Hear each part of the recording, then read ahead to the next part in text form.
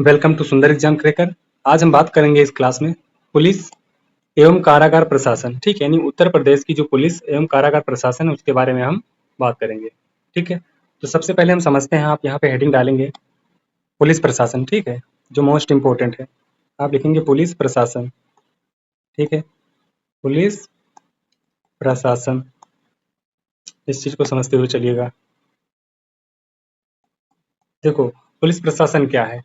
देखो पुलिस प्रशासन का जो काम होता है वो कानून व्यवस्था बनाए रखना होता है। ठीक है, आप कहेंगे कानून व्यवस्था बनाए रखना।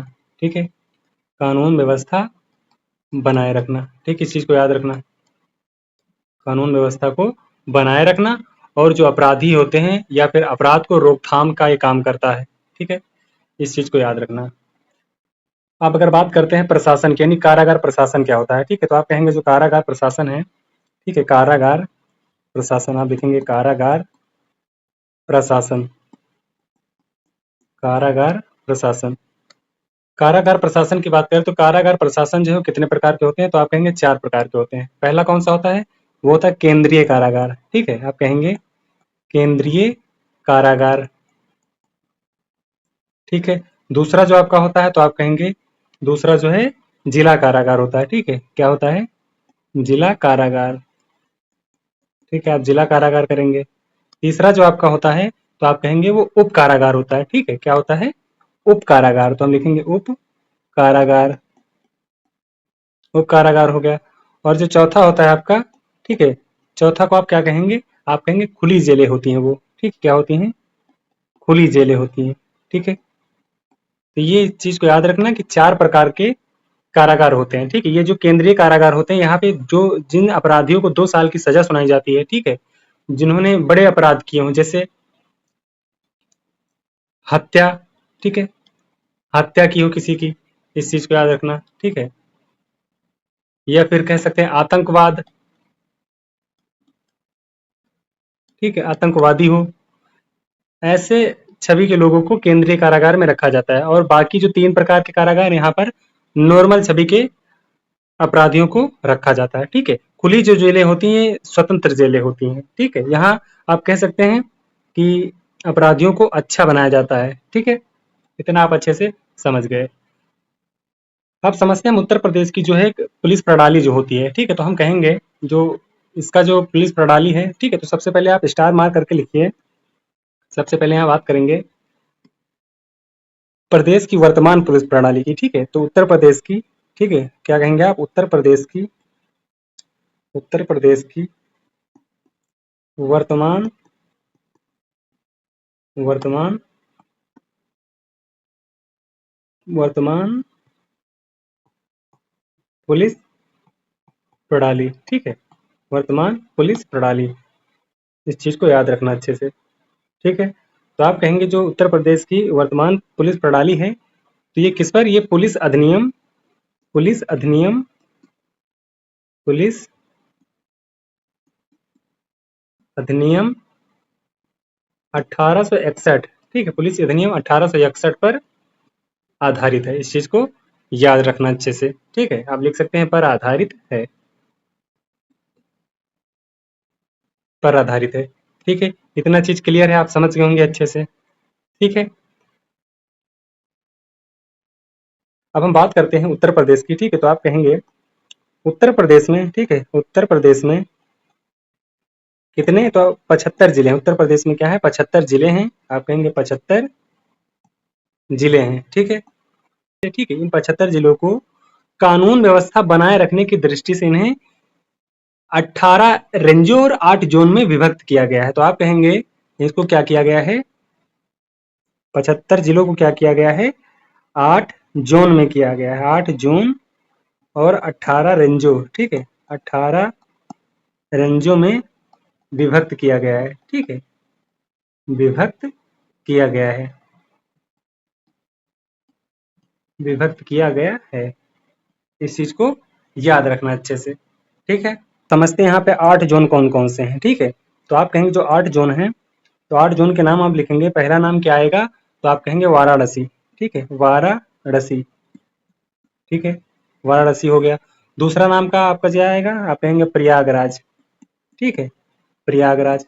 फिर आप कहेंगे लखनऊ, ठीक है, लखनऊ ये आपके जोन है, ठीक है, लखनऊ हो गया। लखनऊ के बाद आएगा कानपुर, ठीक है, लखनऊ कानपुर हो गया।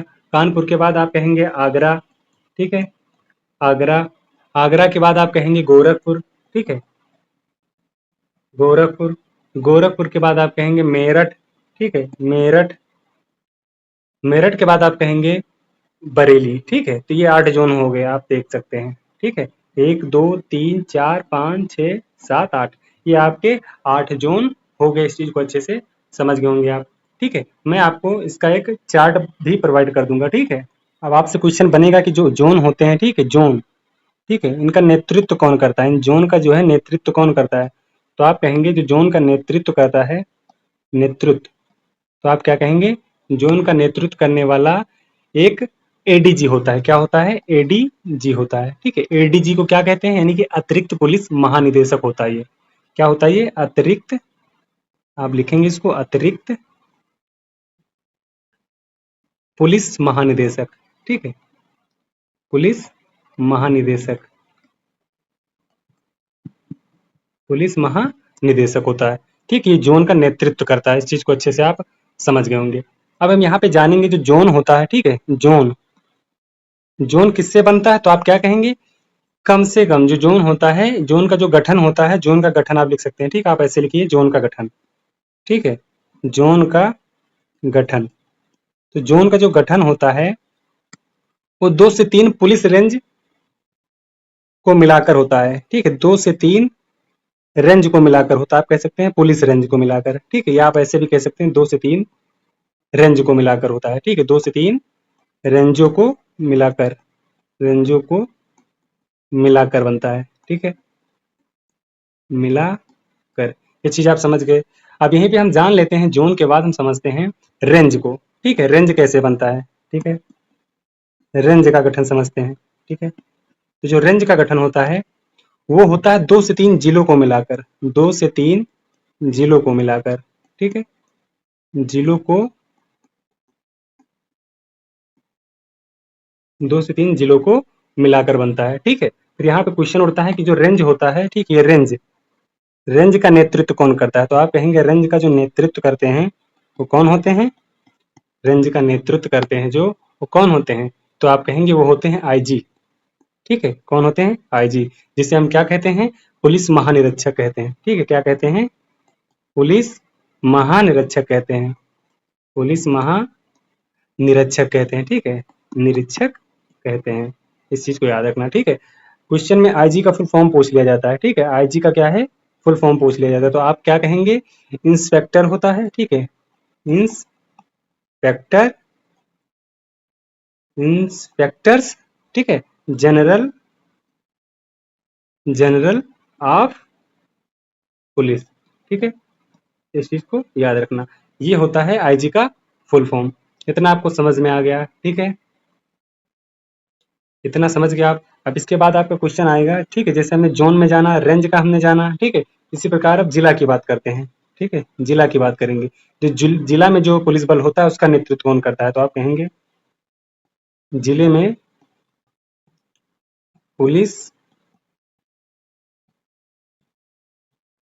बल का नेतृत्व, ठीक है, तो नेतृत्व कौन करता है। तो आप क्या कहेंगे, पुलिस अधीक्षक करता है, ठीक है, पुलिस अधीक्षक, पुलिस अधीक्षक, ठीक है। ये चीज क्लियर हो गया होगा। अब इसको आप हम अच्छे से लिख देते हैं, ठीक है, कैसे क्या चीजें बनती हैं। देखो, राज्य से स्टार्ट करते हैं, ठीक है, राज्य, इस चीज को अच्छे से याद रखना, राज्य से स्टार्ट करते हैं। राज्य यानी जोन, 2 से 3 जोन मिलकर क्या बनाते हैं। तो आप कहेंगे राज्य बनाते हैं, ठीक है। इसी प्रकार रेंज, 2 से 3 रेंज मिलकर क्या बनाते हैं। तो आप कहेंगे जोन बनाते हैं। इसी प्रकार से जिला, 2-3 जिला बनकर क्या बनाते हैं, रेंज बनाते हैं, ठीक है। इसी प्रकार से सब डिवीजन, ठीक है, सब डिवीजन, सब डिवीजन के बाद क्या होता है, सर्किल होता है, ठीक है, सर्किल होता है।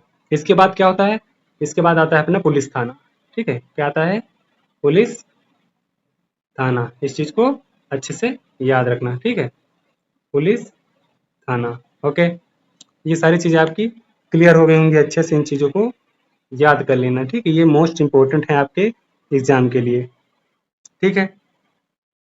अब कुछ बात करते हैं, जैसे उत्तर प्रदेश का जो मुख्यालय है तो कहाँ है, तो आप कहेंगे यूपी का मुख्यालय, यूपी का मुख्यालय, यूपी का मुख्यालय, यूपी का मुख्यालय कहाँ है, तो आप कहेंगे लखनऊ में है, लखनऊ में, ठीक है। ये वर्तमान है, अगर पहले पूछे तो पहले कहाँ कहाँ था, तो पहले आप बताएंगे प्रयागराज, ठीक है, क्या बताएंगे, प्रयागराज, ठीक है। इस चीज को अच्छे से याद रखना। अगर यूपी का, ठीक है, यूपी का क्या, यूपी पुलिस का नारा, ठीक है, यूपी पुलिस का नारा क्या है, ठीक है, तो आप क्या कहेंगे, यूपी पुलिस का जो नारा है, यानी सुरक्षा आपकी, संकल्प हमारा, ठीक है, सुरक्षा आपकी, संकल्प हमारा, ठीक है, इस चीज को याद रखना। तो ये सारे पॉइंट अच्छे से याद कर लेना, मोस्ट इंपॉर्टेंट ये सारे पॉइंट है आपके एग्जाम के लिए, ठीक है।